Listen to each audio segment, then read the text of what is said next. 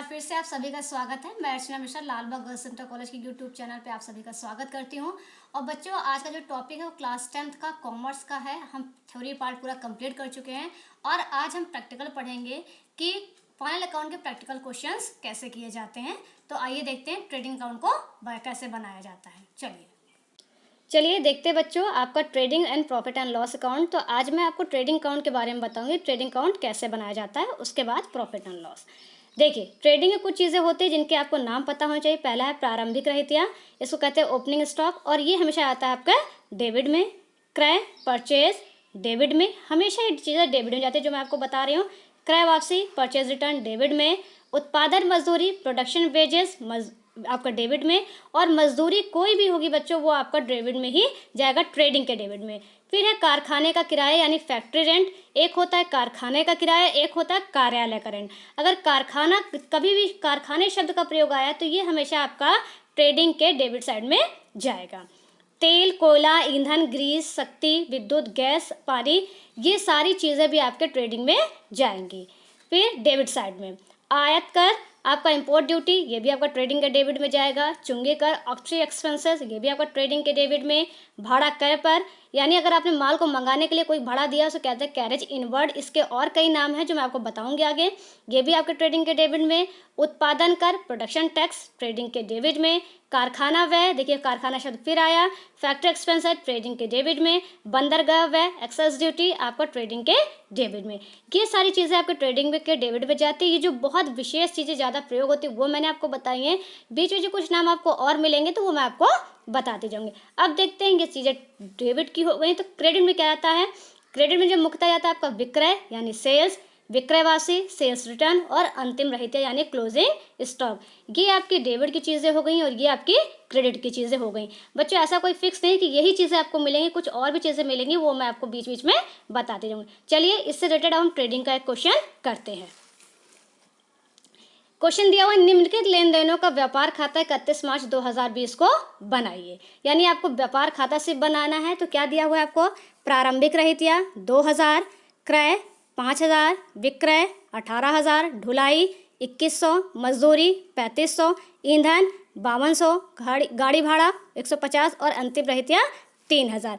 ये सब आपको दिया हुआ है। ठीक है, तो कैसे बनाते हैं बच्चों, देखिए जो आपका निर्माण खाता होता है वो, और ट्रेडिंग और पीएल, ये तीनों खाते एक साथ बनते हैं, इनको अलग अलग बनाने की ज़रूरत नहीं है। तो चलिए मैं आपको बताती हूँ कैसे बनता है। सबसे पहले हम ऊपर लिखते हैं trading and profit and loss account. ठीक, नीचे हम उस टाइम को लिखते हैं जब ये बनाया जा रहा है। फॉर द एंडिंग ईयर,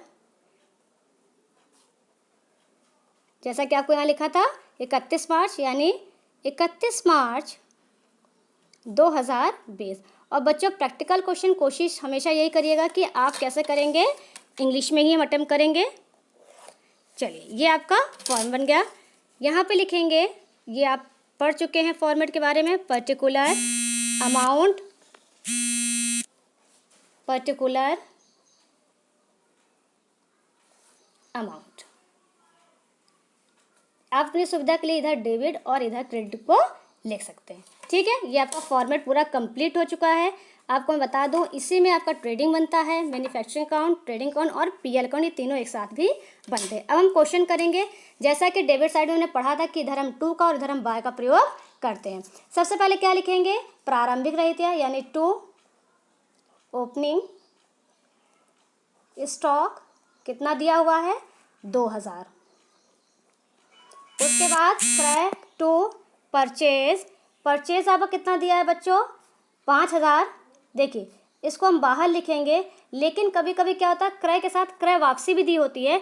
जब भी कभी ऐसा हो क्रय वापसी आपको दी हो तो पहले आप परचेज को यहाँ लिखेंगे और फिर उसमें से लिखेंगे लेस परचेज रिटर्न।